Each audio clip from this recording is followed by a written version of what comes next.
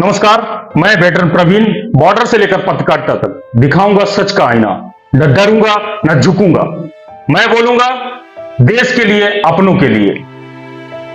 आज हमारा देश कारगिल विजय दिवस मना रहा है। 25 साल पूरे हो गए लड़ाई हैं। की जगह ही नहीं है, कैसी पहाड़ी है, वो लोग ऊपर से पर आज भी उन पहाड़ों पर यादें जमकर बैठी हैं। आज भी द्रास की बर्फीली हवा में उन सैनिकों की आवाज सुनाई देती है जिन्होंने कहा था, मां चिंता मत कर, मैं लौटूंगा, मैं वापस आऊंगा। लेकिन कई कभी नहीं लौटे।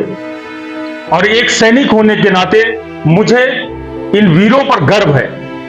उनके शौर्य को सलाम है, सेना के शौर्य को सलाम है। मैं सैल्यूट करता हूं।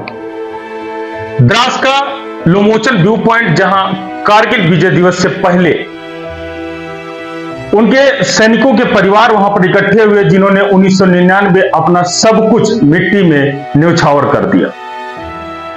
कोई अपनी गोद में बेटे की फोटो लिए चुप बैठा था, कोई पति की पुरानी चिट्ठी पढ़ते हुए रो पड़ा, कोई टाइगर की हिल की ओर देखते हुए कह रहा हो कि तू यहीं कहीं सोया है बेटा।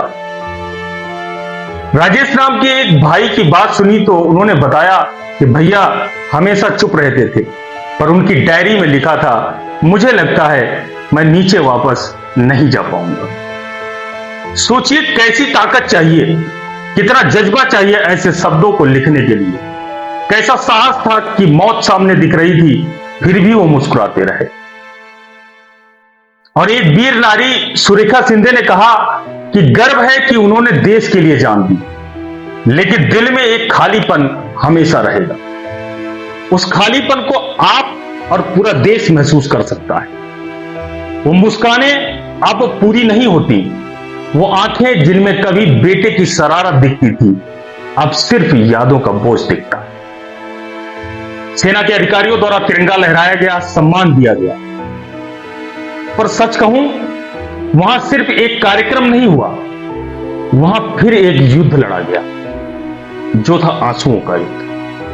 जरा सोचिए, आज भी ऐसे लोग हैं जो सैनिकों का सम्मान नहीं करते, जो कहते हैं ये तो उनका काम था। आए दिन उनके साथ मारपीट की जाती है, जो भूल गए हैं कि इस देश की हर सांस पर किसी न किसी के बलिदान से खरीदी गई। क्या हम इतने निर्दयी हो गए हैं कि हमें उनका कर्ज याद भी नहीं? क्या हम सिर्फ 26 जुलाई को नमन करेंगे और अगले दिन सब भूल जाएंगे? इन परिवारों का दर्द हमें झकझोरना चाहिए, क्योंकि अगर उनका बेटा, उनका पति, उनका भाई सीमा पर खड़ा ना होता तो शायद आज ये देश सुरक्षित नहीं होता।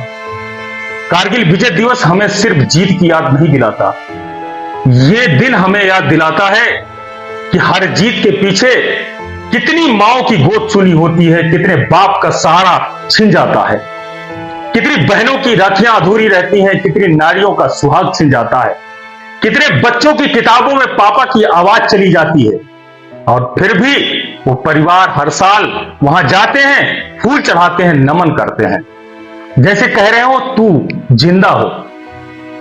हमारे दिलों में, हमारी सांसों में, इस तिरंगे में कारगिल दिवस पर युद्ध हुआ, फिर से एक, वो था युद्ध आंसुओं का। मैं फिर एक बार उन वीर सपूतों को नमन करता हूं, उनके परिवारों को सलाम करता हूं। मैं बोलूंगा देश के लिए, अपनों के लिए। जय हिंद, जय भारत।